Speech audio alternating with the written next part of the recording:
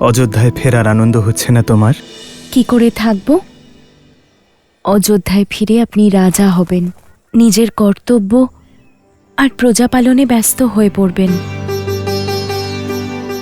তারপর আপনার সঙ্গে কতটুকুই বা সময় কাটাবো, যা এই বনবাসে কাটাতে পারছি। ওখানে জয়ধ্বনি হবে, কিন্তু বনের মতো শান্তি কোথায় পাবো? ওখানে আনন্দের প্রদীপ জ্বলবে, কিন্তু জোনাকির আলোর স্নিগ্ধতা কোথায় পাবো? নাই শান্ত নদী থাকবে, আর নাই পুষ্প বর্ষা। তাই আমার তো ক্ষতিই হবে, তাই না আর্য?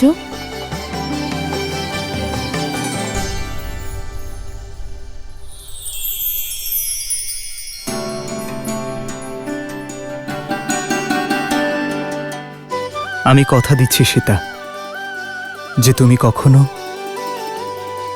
আমার অভাব অনুভব করবে না, কখনো একা লাগবে না তোমার। এই রাম তার সীতার প্রতি সমর্পিত, সর্বদা তাই থাকবে।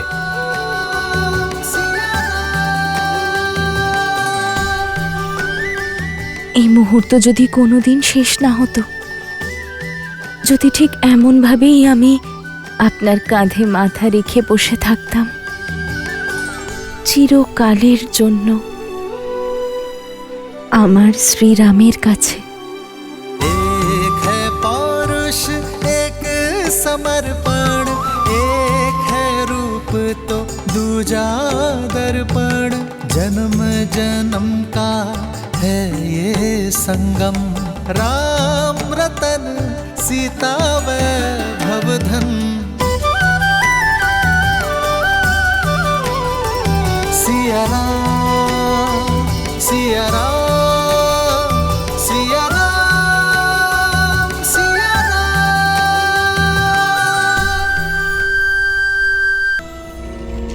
আমি রামের সম্মান হরণ করতে যাচ্ছি।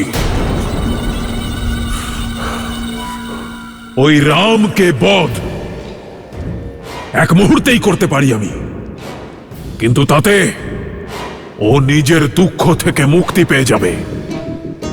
যে রামের প্রশস্তি করছিলে তুমি, সেই রামের গৌরব কেড়ে নেব আমি, লজ্জার দুঃখের সাগরে ডুবিয়ে দেব ওকেও আর রঘুকুলের রীতিকেও। তিলে তিলে শেষ করে দেব। সবার আগে আমি ওর সব থেকে প্রিয় বস্তু কেড়ে নেব। ও সংসারের কোনায় কোনায় ঘুরে বেড়াবে, খুঁজবে তাকে, কিন্তু রাবণের বিরুদ্ধে কেউ ওকে সাহায্য করবে না। হতাশা আর গ্লানিতে আগে ও মরবে, তারপর ওর ভাই লক্ষণ। আর ওদিকে অযোধ্যায় ওদের জন্য অপেক্ষা করতে করতে ওদের ভাই ভরত নিজেই আত্মহত্যা করবে। একটি রাক্ষসেরও রক্তপাত না ঘটিয়ে রঘুকুলকে রক্ত স্নান করাবো। আমার শত্রু রামের উপর প্রতিশোধ নেব, আর তারপরে সব দিক থেকে হতাশ সীতাকে অনায়াসেই লঙ্কার রানী করব।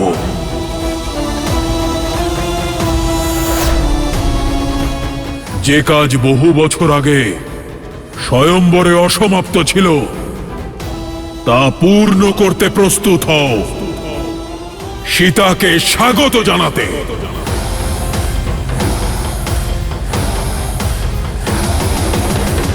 এটা তো অনীতি লঙ্কেশ, এমনটা করবেন না।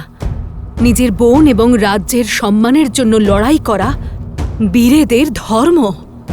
আপনি ধর্ম পালন করুন, নিজের অপমানের প্রতিশোধ নিন। আমি আপনার জন্য প্রার্থনা করব, কিন্তু একজন স্ত্রীকে অসম্মান করা আর এই রকম ষড়যন্ত্র করা সব থেকে বড় অধর্ম, বিনাশের কারণ। আপনার এই সিদ্ধান্ত লঙ্কার বিনাশের কারণ হবে। মেঘনাদ কখনো আপনাকে এই অনুচিত কার্য করতে দেবে না। উচিত, অনুচিত, ধর্ম, অধর্ম, সেই জ্ঞান আমি কারোর থেকে শুনতে চাই না। মেঘনাদ এই পরিকল্পনায় সম্মিলিত হবে না। এর জন্য আমার করুণায় বেঁচে থাকা আমার দাসই যথেষ্ট, আর এটাই হবে তার নিষ্ঠার পরীক্ষা। না, আমি আপনাকে এ পাপ করতে কখনোই দেব না। সাবধান! আমি তোমার থেকে অনুমতি চাইনি। আর শুধু তুমি কেন, এই সংসারে কেউ লঙ্কেশকে বাধা দিতে পারবে না।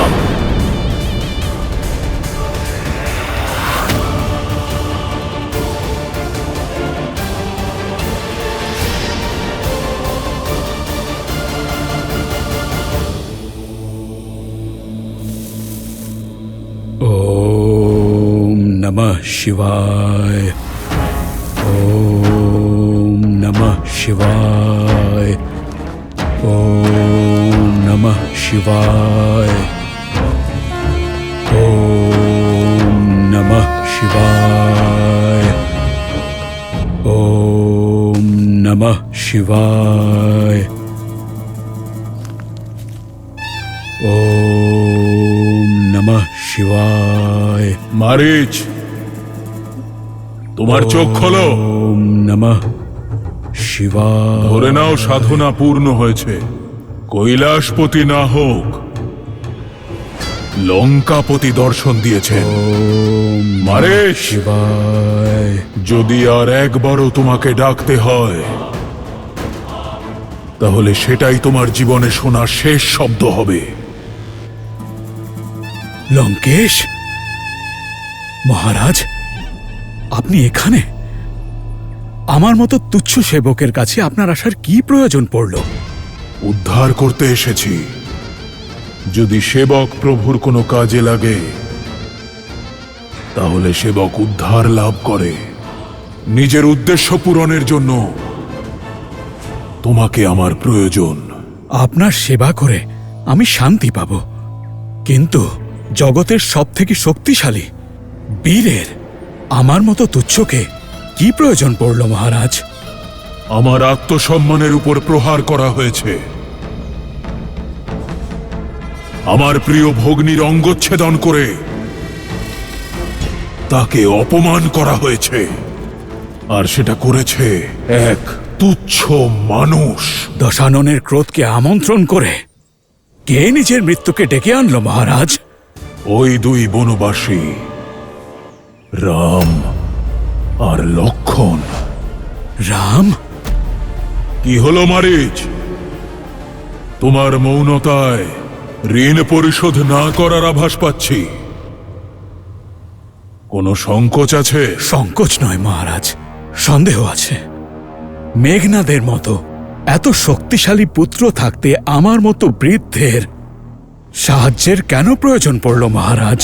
আমার এই পরিকল্পনায় আমার কেবল তোমাকেই প্রয়োজন।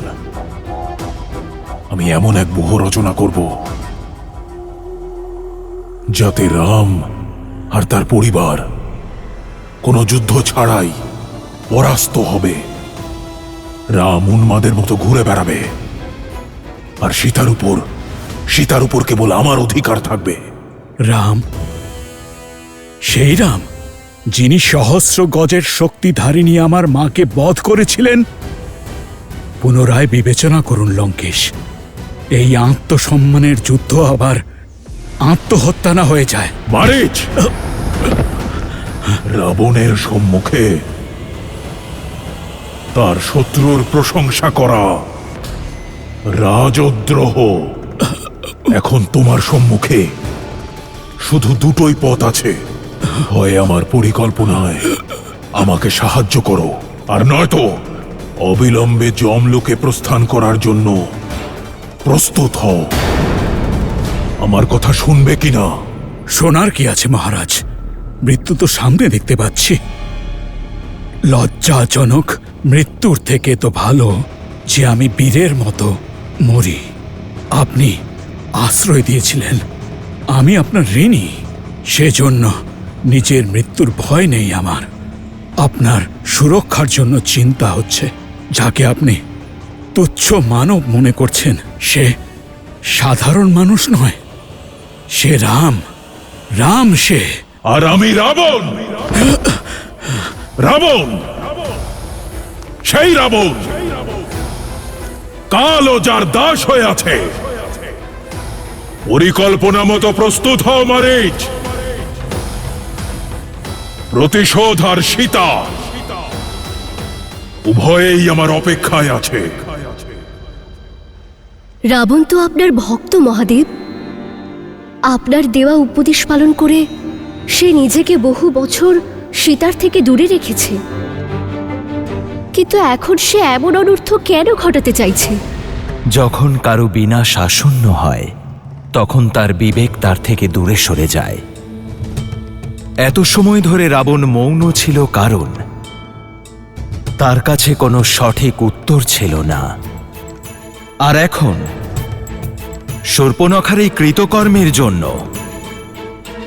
সে একটা সুযোগ পেল তার দুষ্কর্মকে সঠিক প্রমাণ করার। মন্দোদরী, বিভীষণ সকলের সতর্কবার্তা না শুনে সে এমন এক কর্মের দিকে এগিয়ে চলে যা আগামী দিনের সমস্ত রাক্ষস জাতির সর্বনাশ করবে।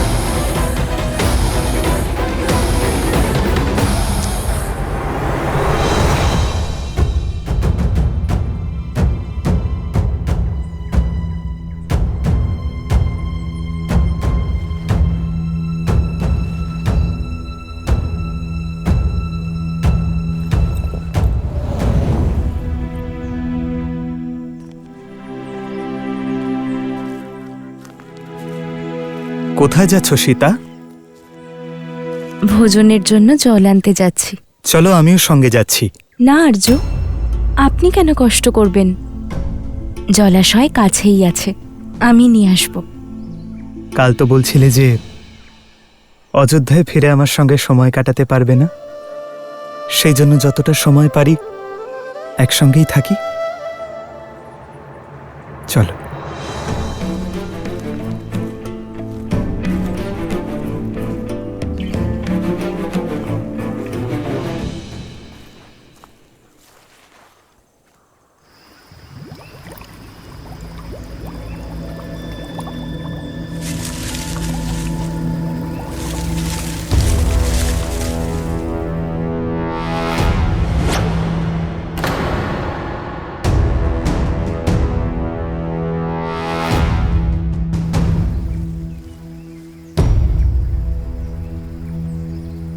আমাকে দাও। জানি সঙ্গে আসার কারণ শুধু সঙ্গ দেওয়া নয়, বরং সুরক্ষা। যবে থেকে শূর্পণখার ঘটনা ঘটেছে তবে থেকে আপনি আমার সুরক্ষা নিয়ে আরো বেশি সতর্ক হয়ে গেছেন। এসো। আমি নিশ্চিত রাবণ আপনার সামনে আসার ভুল কখনো করবেন না, আর যদি করেন তাহলে ওনারও সেই দশা হবে যা আপনার সামনে আসা অন্যান্য অসুরদের হয়। আমি জানি যে আপনি আমার সুরক্ষার জন্য আকাশ পাতাল এক করে দেবেন। আমার শক্তির আধার হলো আমার উপর তোমার এই অটুট বিশ্বাস সীতা।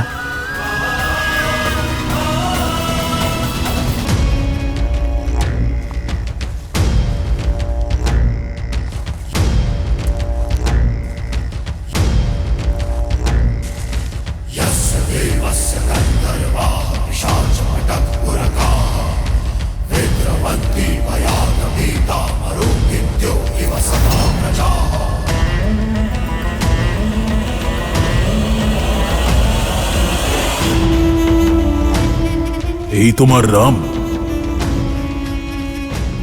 এ তো এক নিরীহ বালক। বালক নয় মহারাজ। মহারাজ বলিও বামনকে বালক ভেবেছিল, কিন্তু এই ভুল আপনি করবেন না। আয়ু দেখে রামের শৌর্যকে তুচ্ছ মনে করা আপনার বিপদের কারণ হতে পারে। একবার, কেবল আর একবার রামের প্রশংসা করো, তারপর দেখো কিভাবে আমার দাস যমরাজ এখানে স্বয়ং আসে তোমার আত্মাকে নিয়ে যেতে। নিজের মনোযোগ কেবল পরিকল্পনার প্রতি রাখো। আর একবার মনো, এক সেবকের কর্তব্য হলো তার প্রভুর সব কথা মেনে নেওয়া। যেটা করতে বলা হয়েছে সেটাই করো। যাও।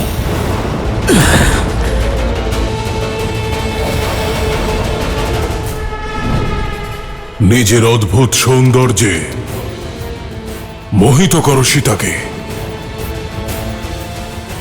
আর দূরে নিয়ে যাও ওই রামকে সীতার থেকে।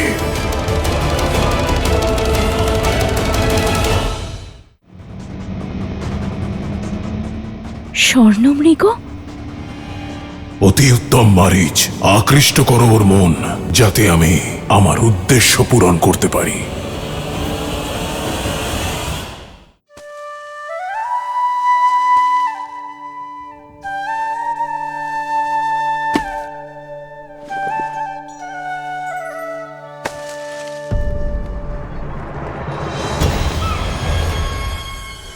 স্বর্ণমৃগ?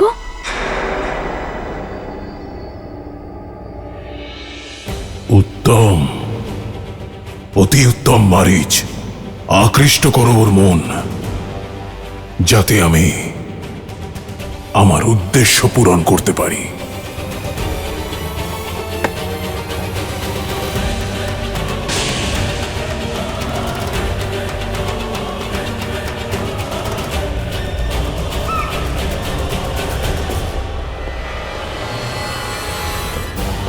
আর্য, ভ্রাতা লক্ষণ, দেখুন না কি সুন্দর স্বর্ণমৃগ।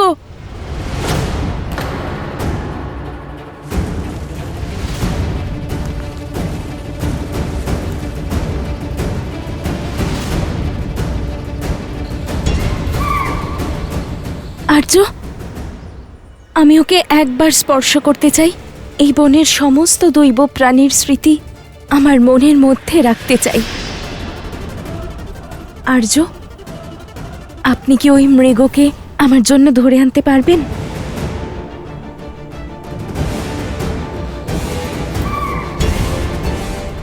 বাস্তবে স্বর্ণমৃগ হয় না সীতা। হয় না মানে? তাহলে ও কি করে আছে? ওর রূপ কি অপূর্ব দেখুন আর্য। রূপ সর্বদা আনন্দের কারণ হয় না সীতা। ভ্রম বা ছলনাও হতে পারে। আমার আশঙ্কা এই স্বর্ণমৃগ কোনো মায়াজাল। ভুলে গেলে সীতা, রাবণ তার বোন শূর্পণখার অপমানের প্রতিশোধের সুযোগ খুঁজে বেড়াচ্ছে, আর এই মৃগ মায়াজালও হতে পারে। আমাদের কুটিরে যাওয়া উচিত।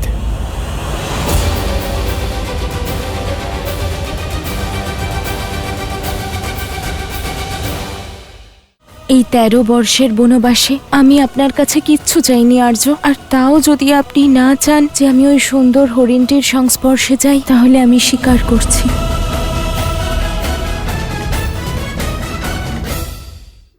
এসো। যে শ্রীরামের নাম শুনলে তার শত্রুদের মনে ভয়ের সঞ্চার হয়, তিনি সঙ্গে থাকলে আমার ক্ষতি করার দুঃসাহস স্বয়ং রাবণও করবেন না। যে নিজের ভ্রাতা কুবেরের রাজ্য লঙ্কা কেড়ে নিতে পারে, যে নিজের আরাধ্য মহাদেবকে বশীকরণ করার দুঃসাহস দেখাতে পারে, সে সব করতে পারে।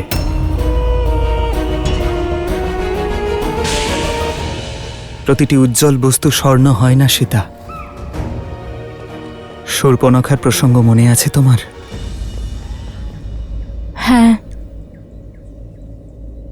কিন্তু আর্য, এর অর্থ তো এটা নয় যে সব সৌন্দর্যের পেছনেই কোনো সংকটের ছায়া রয়েছে। আপনি একবার ভাবুন, যদি ওই হরিণ মায়াবী না হয়, তাহলে কি এই সুন্দর প্রাণীকে সংরক্ষণ করা আমাদের ধর্ম নয় আর্য? আমি এই সুন্দর প্রাণীকে স্পর্শ করার সুযোগ হারাতে চাই না আর্য। আর জীবনে ধর্ম আর কর্তব্য পালন করতে করতে মুহূর্তের আনন্দকে হারানো, সেটাও তো অনেক বড় ভুল আর্য। আর যদিও মায়াবী হয়, তা হলেও আপনি তো আছেন সব মায়াকে ভঙ্গ করতে সক্ষম। আর্য, এই 13 বর্ষের বনবাসে আমি আপনার কাছে কিচ্ছু চাইনি আর্য। আর তাও যদি আপনি না চান যে আমি ওই সুন্দর হরিণটির সংস্পর্শে যাই, তাহলে আমি স্বীকার করছি।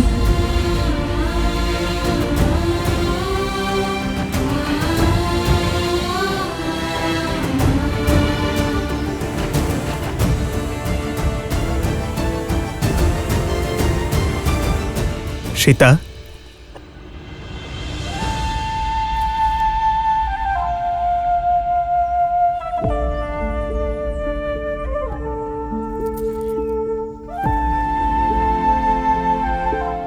সীতাকে কখনো দুঃখী দেখতে পারবে না রাম। তুমি যদি এতেই প্রসন্ন হও, তবে আমি তোমার জন্য স্বর্ণমৃগ অবশ্যই আনব।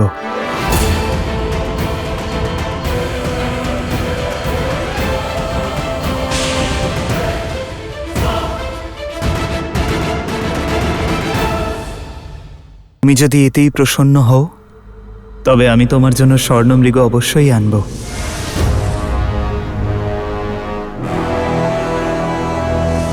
কিন্তু তোমাকে কথা দিতে হবে, যতক্ষণ না আমি ফিরব ততক্ষণ তুমি কুটিরেই থাকবে। তুমি কেন কষ্ট করবে দাদা? আমায় আজ্ঞা দাও, আমি এক্ষুনি এই হরিণকে ধরে নিয়ে আসছি। না লক্ষণ, সীতা আমার কাছে চেয়েছে। একজন স্ত্রী তার স্বামীর কাছে ইচ্ছে প্রকাশ করেছে, যা পালন করা আমার ধর্ম লক্ষণ, একজন স্বামীর ধর্ম।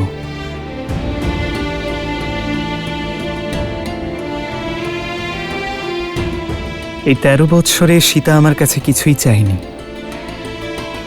আর আমি ওর এই ইচ্ছে পূরণ অবশ্যই করব।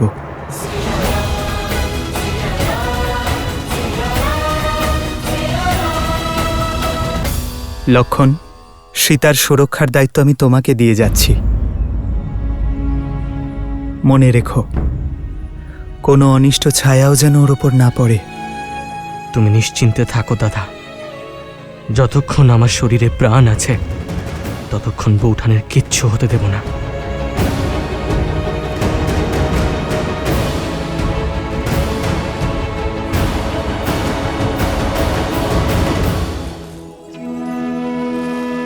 माया ठगनी न नर कछु जाने, कपट कहे मन नर न माने।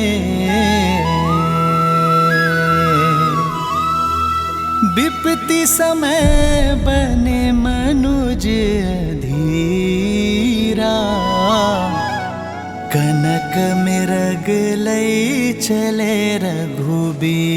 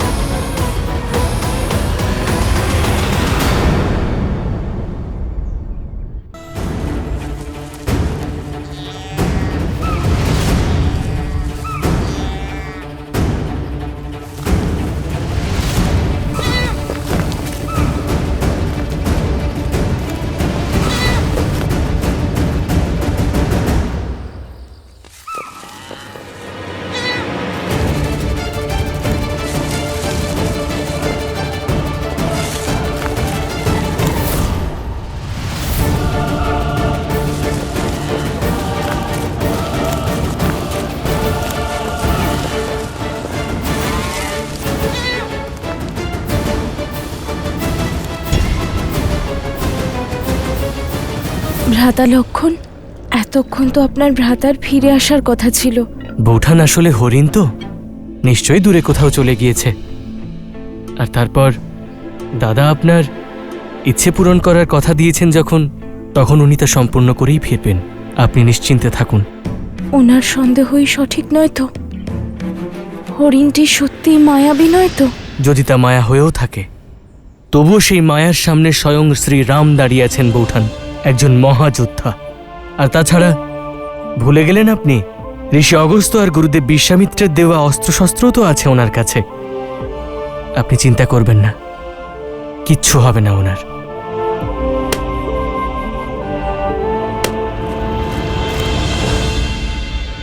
লক্ষণ!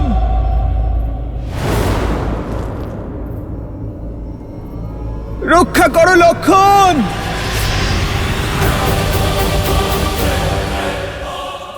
লক্ষণ!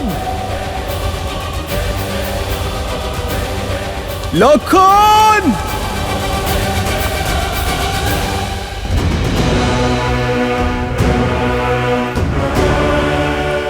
নিশ্চয়ই এ কোনো মায়াবী।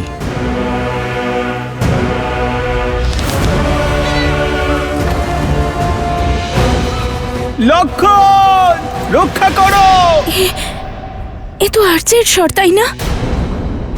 ভ্রাতা লক্ষণ, আর্য আপনাকে ডাকছেন। উনি কোনো সংকটে আছেন। না বৌঠান, এই সংসারে এমন কোনো সংকট এখন অবধি জন্মই নেয়নি যা দূর করার জন্য দাদার কারোর সাহায্যর প্রয়োজন পড়বে। এই মুহূর্তে আমাদের দুজনকে সতর্ক থাকতে হবে বৌঠান। ভয় পেলে হবে না। আপনি নিশ্চিন্ত থাকুন আর কুটিরের মধ্যে যান।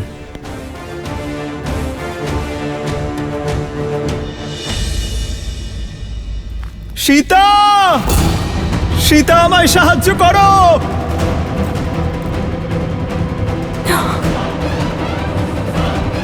হে মহাদেব, আমার আর্য সংকটে রয়েছেন। পীড়ায় আর্তনাদ করছেন উনি। আমি দোষী। আমার জন্য শ্রীরাম ঘোর সংকটের মধ্যে পড়েছেন। আমার জেদ কত বড় বিপদ ডেকে এনেছে। এ কি করলাম আমি? হে মহাদেব,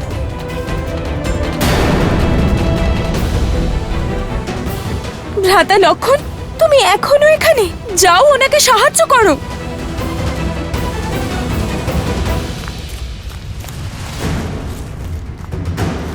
লক্ষণ!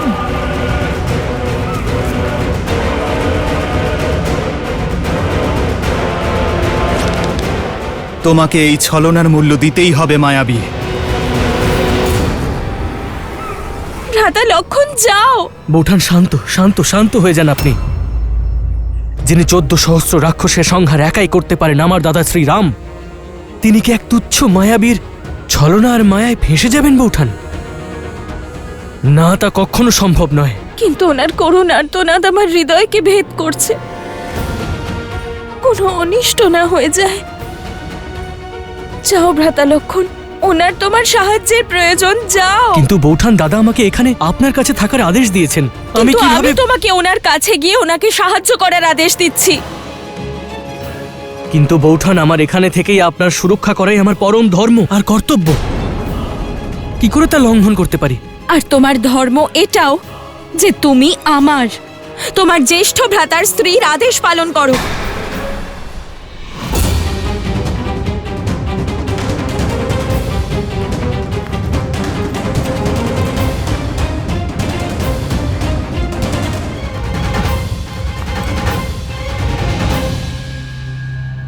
বুঝেছি, তুমি মায়াকে ভয় পাচ্ছ। যেতে চাও না তো? তাহলে আমি স্বয়ং যাব আমার স্বামীকে সাহায্য করতে।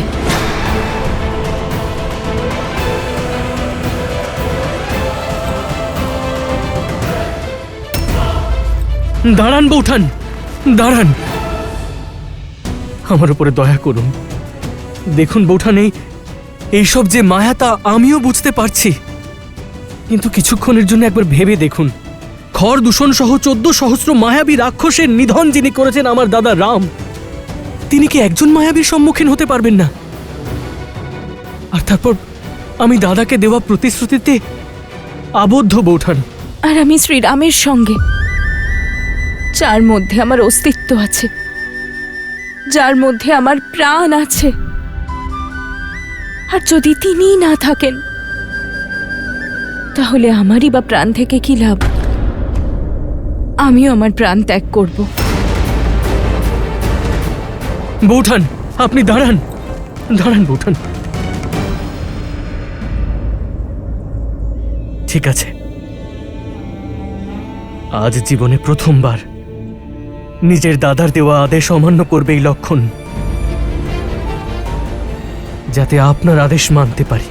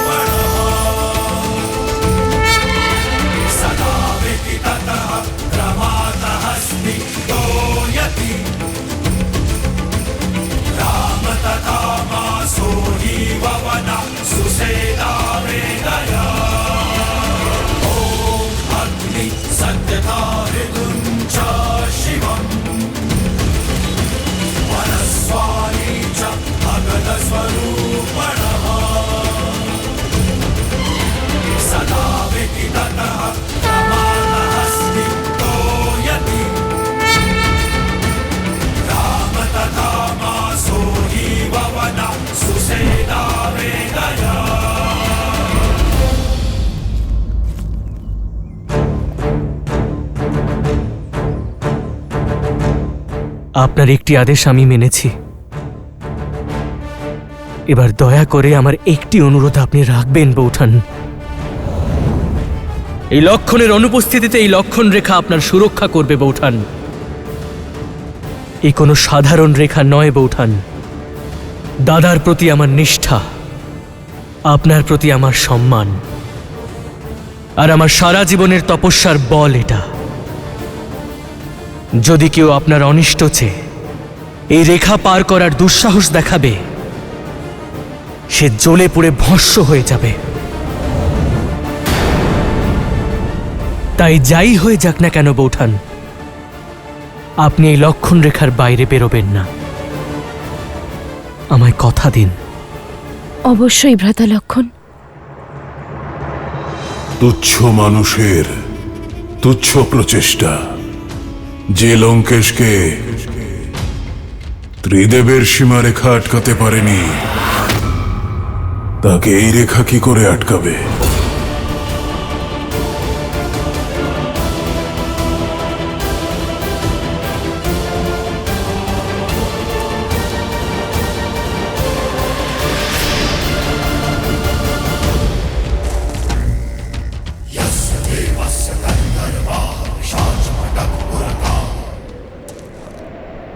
ভিক্ষাম দেহি।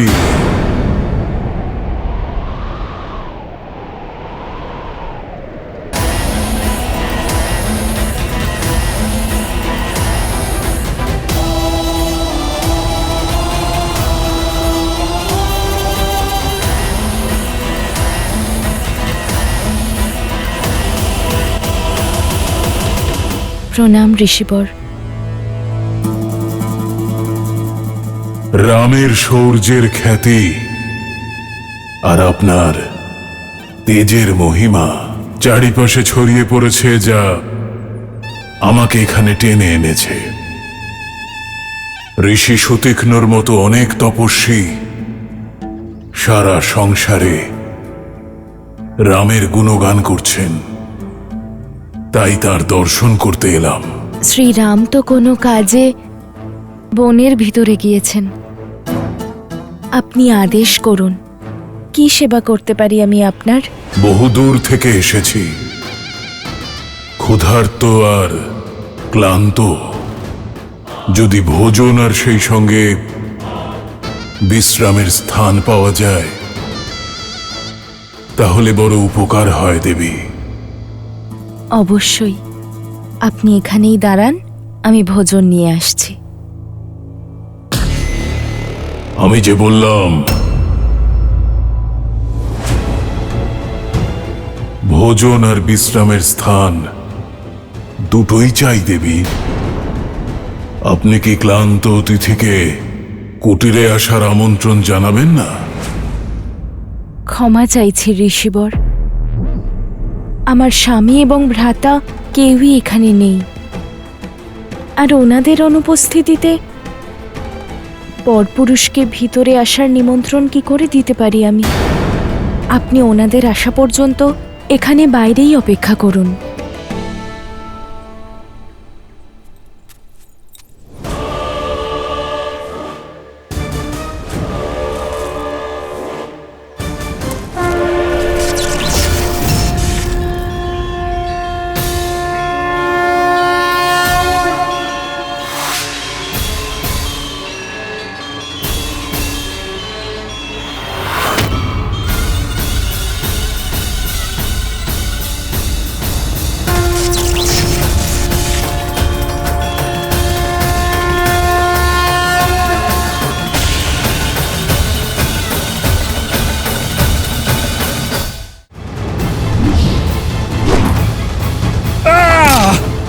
মারিচ, সুযোগের সদ্ব্যবহার করনি তুমি, আবারও পাপের পথ বেছে নিয়েছো। ক্ষমা করুন, এখন কথা বলার সময় নয়। আপনার স্ত্রী মাতা সীতা সংকটে আছেন।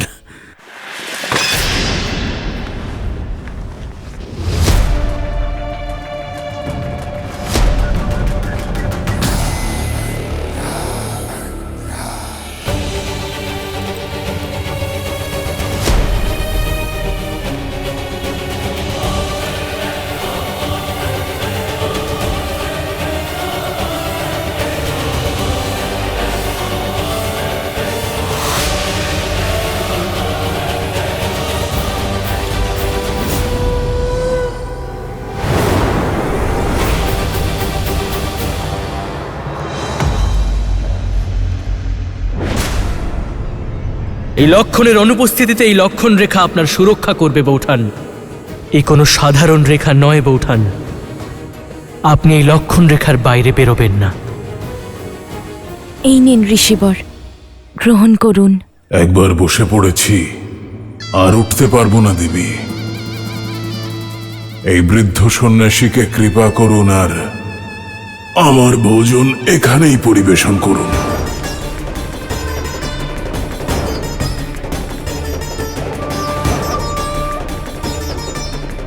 ক্ষমা চাইছি ঋষিবর, কিন্তু আমি প্রতিশ্রুতিবদ্ধ, এই রেখা পার করতে পারবো না। আপনি স্বয়ং এসে এই ভিক্ষা গ্রহণ করুন।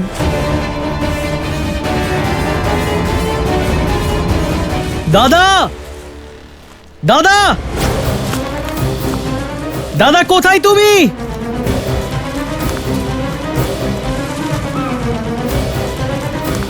দাদা, দাদা কোথায় তুমি?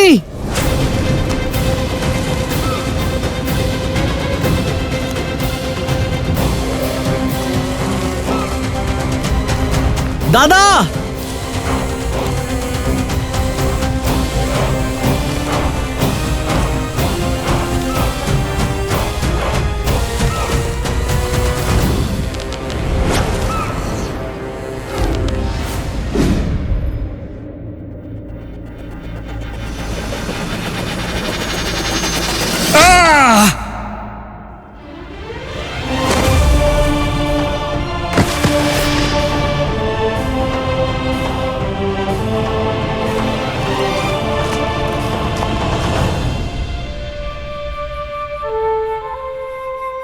আমি কথা দিচ্ছি, আমি আমার মায়াবী শক্তির অপপ্রয়োগ কখনো করব না। মারিচ, সুযোগের সদ্ব্যবহার করনি তুমি, আবারও পাপের পথ বেছে নিয়েছো। ক্ষমা করুন শ্রীরাম, ক্ষমা করুন, এখন কথা বলার সময় নয়। আপনার স্ত্রী মাতা সীতা সংকটে আছেন। হ্যাঁ শ্রীরাম,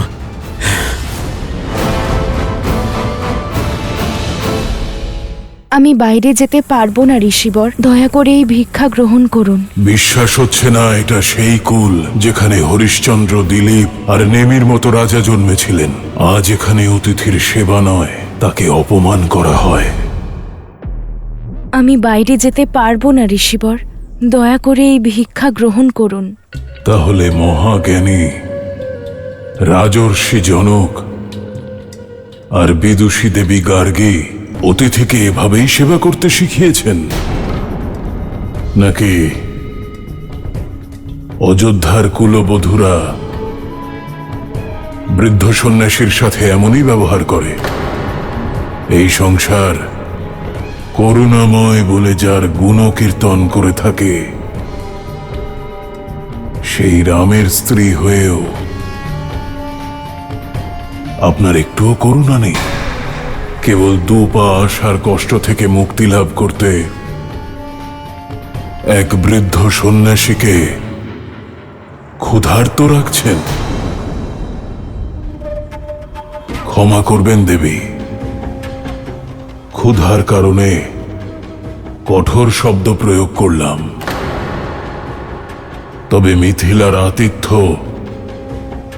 আর রঘুকুলের মর্যাদার বিষয়ে এত কিছু শুনেছি যে আপনার এই রুষ্ট ব্যবহার দেখে মন ভেঙে গেল।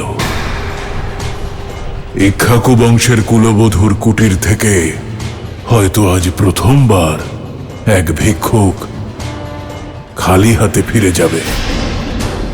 কি আর করা যাবে, সবই অদৃষ্ট। আপনি আমাকে কুটিরে আমন্ত্রণ জানাতে পারবেন না, আর ভিক্ষা দিতে নিজে এখানে আসতেও পারবেন না।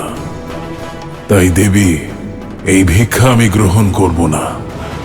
এমনটা নয় ঋষিবর, না আমি মিথিলার সংস্কার ভুলেছি আর না রঘুবংশের রীতি, কিন্তু আমি প্রতিশ্রুতিবদ্ধ। আমি বাইরে যেতে পারবো না ঋষিবর, আপনি দয়া করে স্বয়ং কষ্ট করে নিয়ে নিন।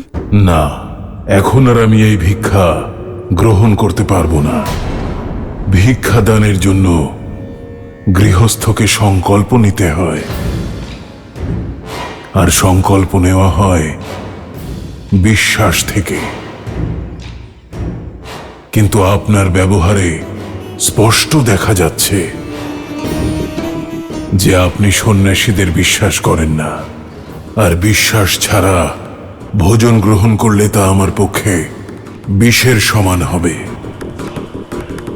বিদায় দিন দেবী, অন্য কোনো গৃহস্থের কুটিরে যাই, এমন কোনো গৃহস্থ যার মনে বিশ্বাস আর শ্রদ্ধা আছে।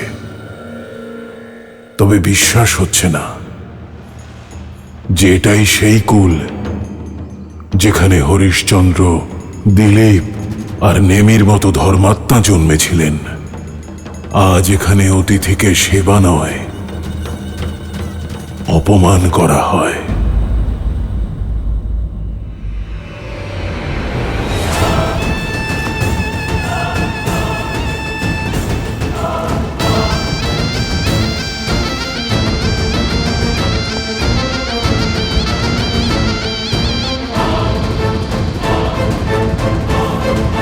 দাঁড়ান ঋষিবর,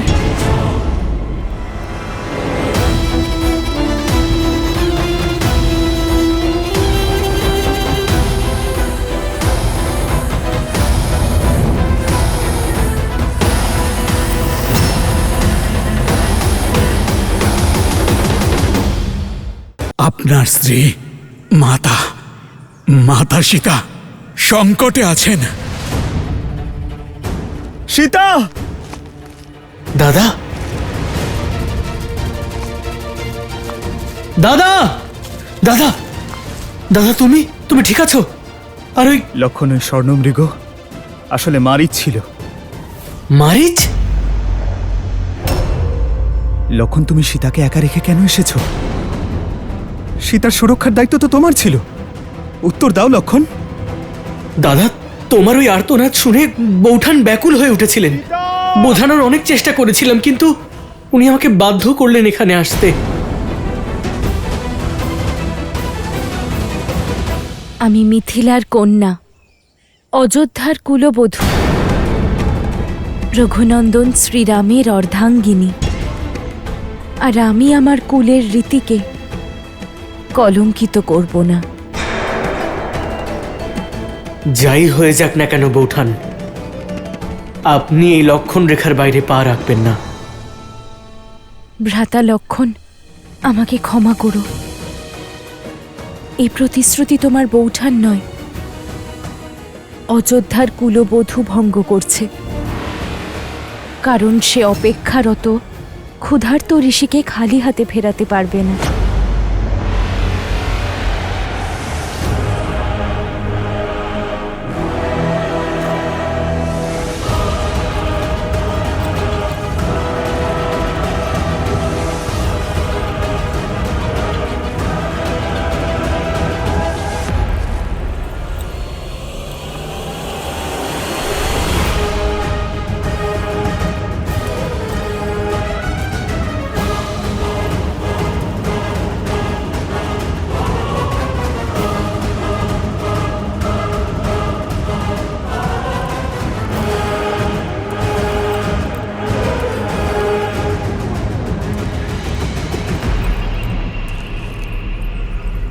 ক্ষমা করুন আর ভিক্ষা গ্রহণ করুন, রুষ্ট হবেন না।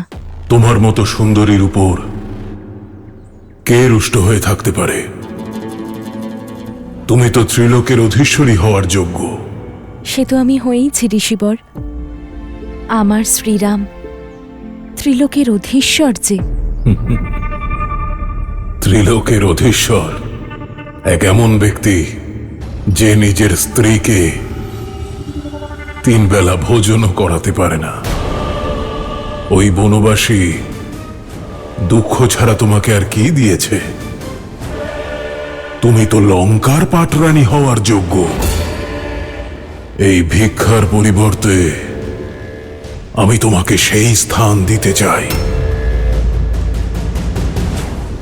তোমার কথা তোমার এই মুখোশ খুলে দিয়েছে। তুমি কোনো সাধু নও। কে তুমি? উত্তর দাও আমাকে। নিজের প্রকৃত রূপে এসো। সুন্দরীর অনুরোধ কে ফেরাতে পারে? এই হলো আমার আসল রূপ। রাক্ষস আমি, রাক্ষস আমি, রাক্ষস আমি।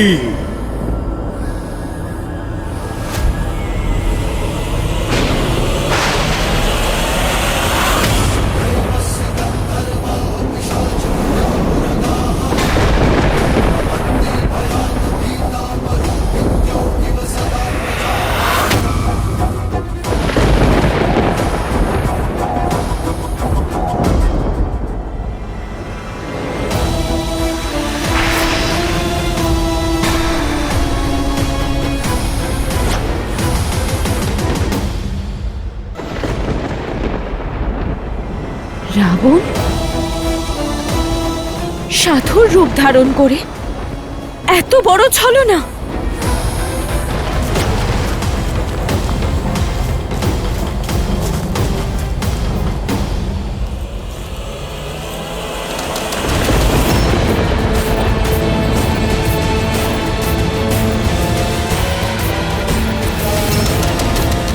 যদি তোমার স্বয়ম্বরে মহাদেব আমাকে সাহায্য করতেন, যদি আমাকে পিনাক তুলে নেওয়ার অনুমতি দিতেন, তাহলে আমার এ কাজ করার প্রয়োজন পড়তো না। আজ থেকে 13 বছর পূর্বেই তুমি লঙ্কার পাটরানী হতে। তবে চিন্তা করো না, তোমার দুঃখ দূর করতে আমি চলে এসেছি। চুপ করো পাপী! কয়েক মুহূর্তের জন্য হলেও সাধুর বেশে ছিলে। তার সম্মান রেখে তোমাকে একটা সুযোগ দিচ্ছি। আমার শ্রীরাম ফিরে আসার আগে চলে যাও, না হলে কি করবে রাম? সেটাই যা 14,000 রাক্ষসের সঙ্গে করেছিলেন। ওই রাক্ষসদের সঙ্গে রাবণের অনেক পার্থক্য সীতা। সহস্র বৎসর ধরে অসংখ্য বীরের সঙ্গে যুদ্ধ করেছি আমি। যদি তোমার রাম বীর হয়, বীরের মতো মৃত্যু লাভ করবে, নয়তো রাবণের হাতে এক নিরীহ বালকের হত্যা হবে। তবে যেটাই হোক না কেন, সীতা কেবল রাবণের, আর কারো নয়। তুমি তো এক রাক্ষস, পাপ আর অহংকারে পূর্ণ। যদি তুমি নিজের প্রাণ রক্ষা করতে চাও তাহলে চলে যাও এখান থেকে। তুমি যতটা সুন্দরী ততটাই সরল। যে ফিরে যাচ্ছিল সে এক ভিক্ষুক ছিল, আর যে তোমার সামনে দাঁড়িয়ে আছে সে লঙ্কেশ। এই সংসারের সকল সুন্দর বস্তুর ওপর তারই আধিপত্য। আর আজ থেকে এই ব্রহ্মাণ্ড সুন্দরী সীতার উপরেও কেবল আমার আধিপত্য থাকবে।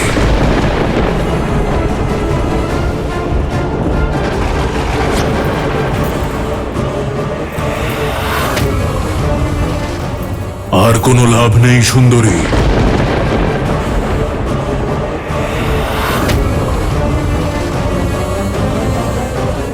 মর্যাদার সীমারেখার নিয়ম হলো একবার লঙ্ঘন করলে পুনরায় আর ফেরা যায় না। এখন এই লক্ষণ রেখা অথবা তোমার রাম কেউই তোমায় রক্ষা করতে পারবে না।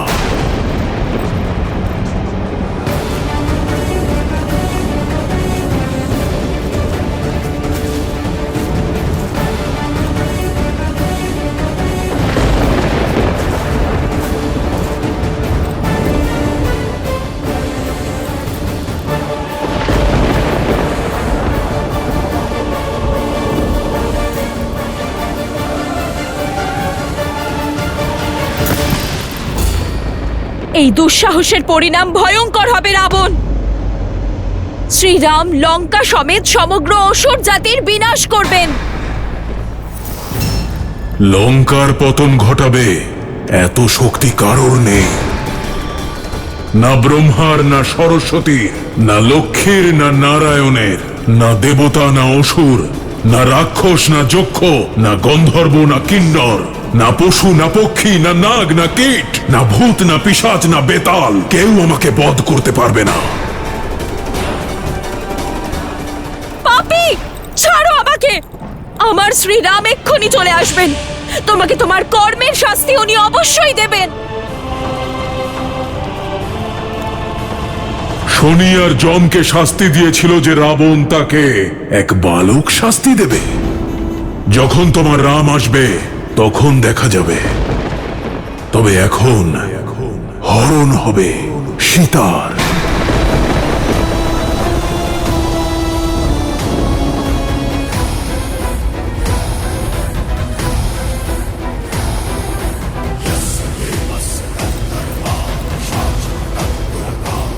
শ্রীরাম, সাহায্য করুন আমাকে।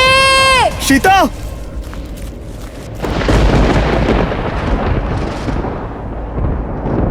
আমার সীতা সংকটে আছে লক্ষণ। সীতা!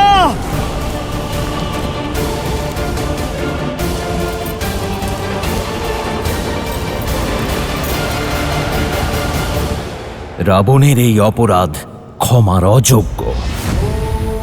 যুগ যুগ ধরে যা কেউ ভুলতে পারবে না। একজন নারীকে অপহরণ করা, তাও নিজের স্বার্থের কারণে, সংসারের সবচেয়ে ঘৃণ্য কাজের মধ্যে একটি। তার লজ্জা, তার সম্মান, তার মর্যাদাকে অপমান করা, তাকে শক্তিহীন ভেবে বলপূর্বক তাকে হরণ করা সংসারের সবচেয়ে জঘন্য অপরাধ, আর সবচেয়ে বড় কাপুরুষতাও। যে নারীর সম্মান স্বয়ং দেবতারা করেন, তার এই অপমান এই অঘরীর কাছেও ঘোর। সংসারে যে নারীর সঙ্গে এমন দুর্ব্যবহার করবে তার সর্বনাশ সুনিশ্চিত। আজ এই জঘন্য অপরাধের দ্বারা রাবণ তার বিনাশ সুনিশ্চিত করল।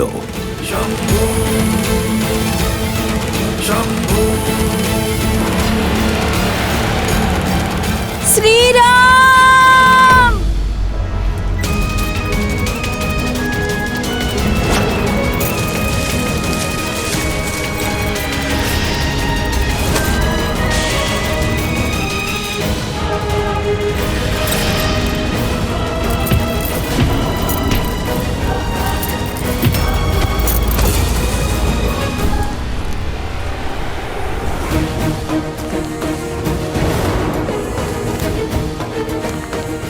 বৌঠান! সীতা! বৌঠান কোথায় আপনি? লক্ষণ, লক্ষণ, তুমি ওদিকে যাও, আমি এদিকে দেখছি।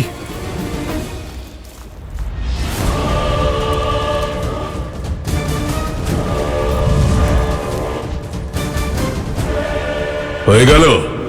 এটুকুই গলার জোর? আরো চেঁচাও, আরো জোরে চিৎকার করো। শ্রীরাম! আর্য!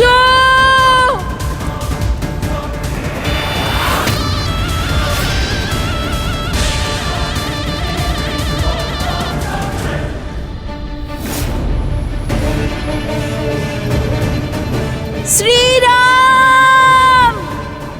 ডাকো, আরো জোরে ডাকো, মিনতি করো। যখন আমার বোনকে অপমান করা হচ্ছিল তখন তো প্রসন্ন হয়েছিলে, এখন তোমার এই মিনতি শুনে আমার দুই কান প্রসন্নতা লাভ করছে। আমার হরণ তোমার বিনাশ ডেকে আনবে রাবণ। শ্রীরাম সব কষ্ট সহ্য করতে পারেন, কিন্তু রঘুকুলের সম্মানের উপর আঘাত কখনোই নয়। উনি আমাকে মুক্ত করতে অবশ্যই আসবেন। বৌঠান! লক্ষণ,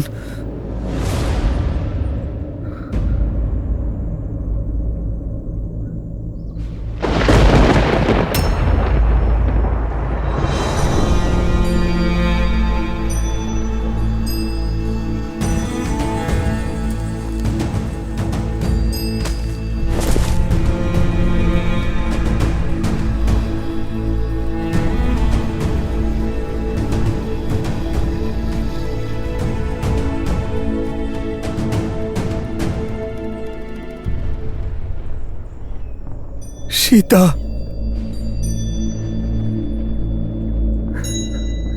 সীতা!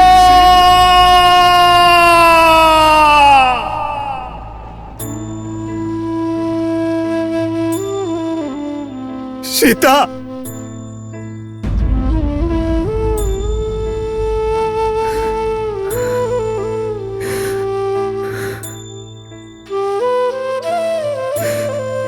সীতা!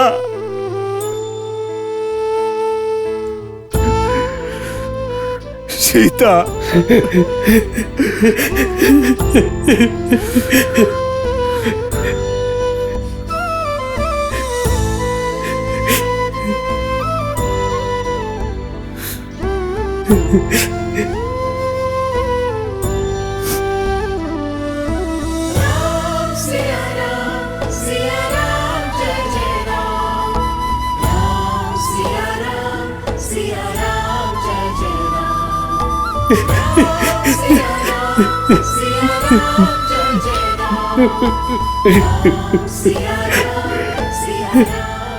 দাদা!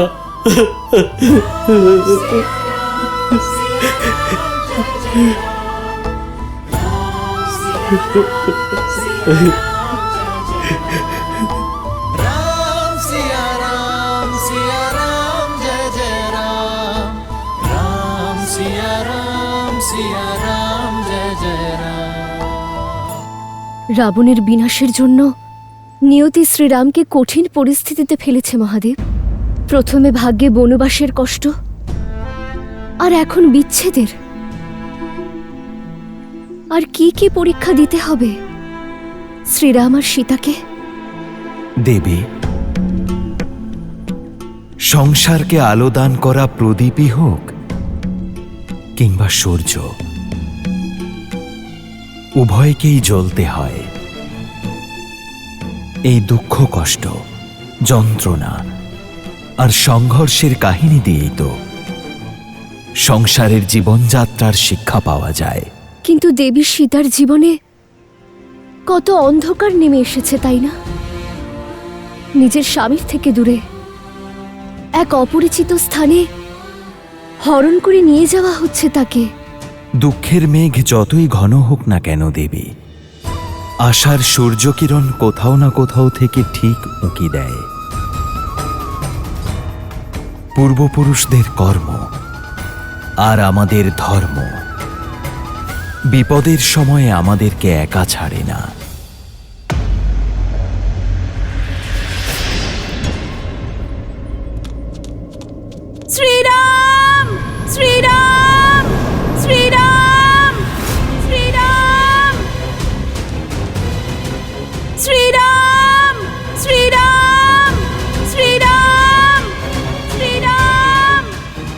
আমাকে সাহায্য করুন!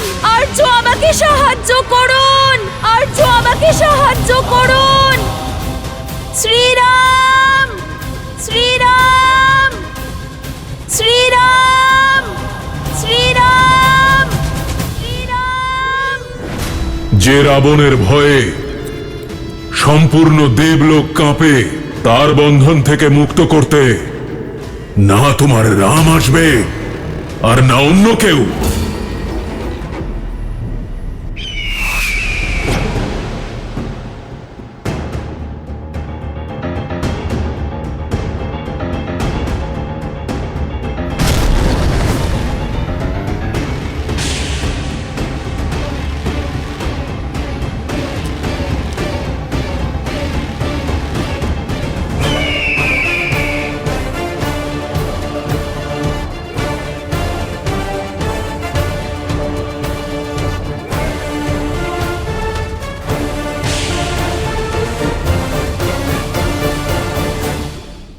যদি ভুল তুমি করে থাকো তবে আমিও করেছি। তুমি সীতার কটু শব্দ উপেক্ষা করতে পারোনি, আর আমি ওর অনুরোধ। ভুলের প্রায়শ্চিত্ত হলো সংশোধন। লক্ষণ, আমাদের সীতাকে খুঁজতে হবে, আর এই দায়িত্ব পালনে আমার ভ্রাতাকে আমার সব থেকে বেশি প্রয়োজন। অধিক বিলম্ব হবার পূর্বে সীতাকে খুঁজে পেতেই হবে। লক্ষণ, এসো। দোষ আমার।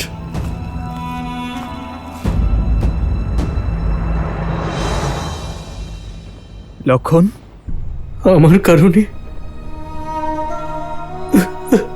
আমার কারণে এইসব হলো।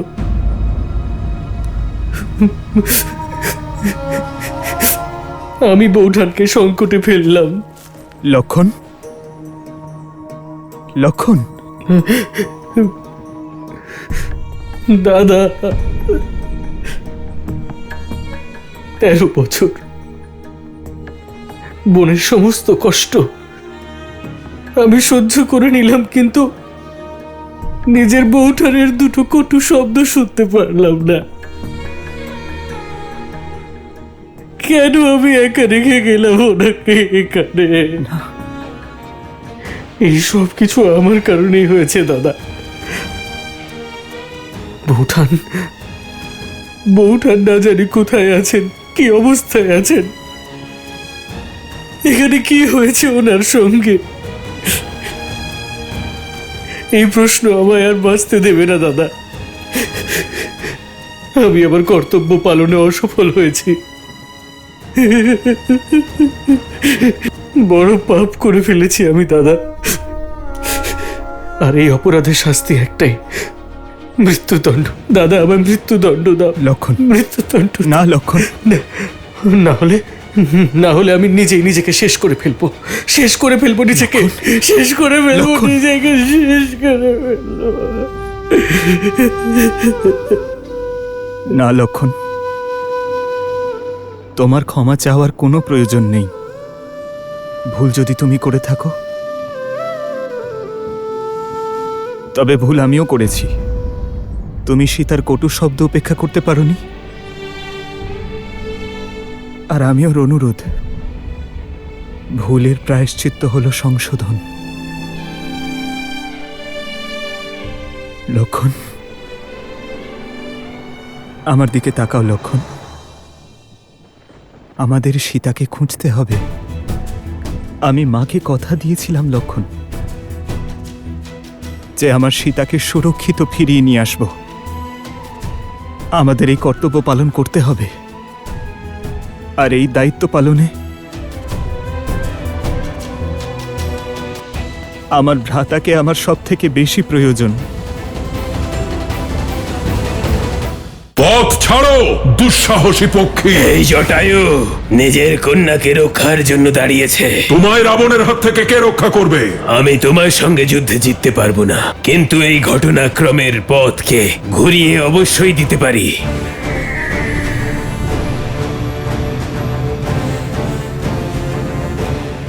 জটায়ু,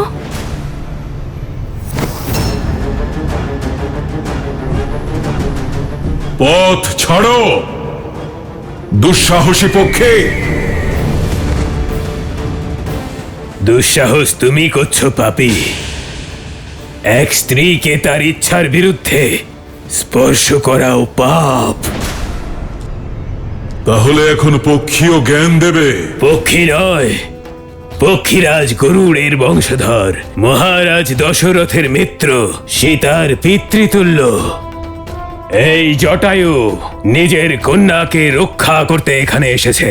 তাহলে তুমি সীতাকে রক্ষা করবে? অদ্ভুত।